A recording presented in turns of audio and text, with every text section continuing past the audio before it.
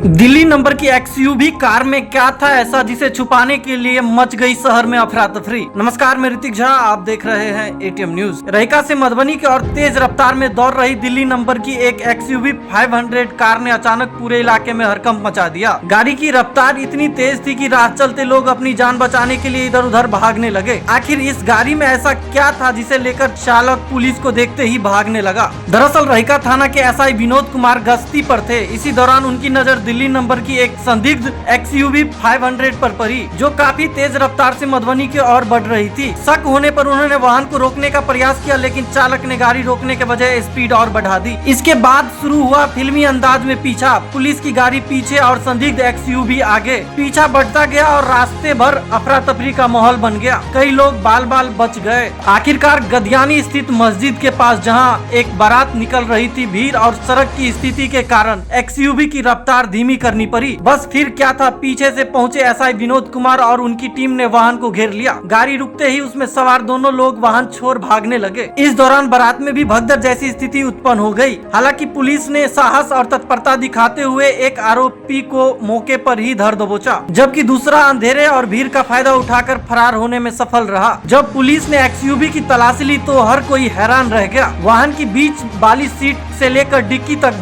भारी मात्रा में शराब भरी हुई थी। इसके बाद पुलिस ने वाहन और शराब को जब्त कर लिया। अब इस कार्रवाई को लेकर क्षेत्र में एसआई विनोद कुमार की बहादुरी और तत्परता की चर्चा हो रही है। वहीं दूसरी ओर सवाल यह भी उठ रहे हैं कि आखिर इतनी बड़ी शराब की खेप लेकर तस्कर जिले में कैसे प्रवेश कर गए और रास्ते में पहले उन्हें क्यों नहीं रोका जा सका।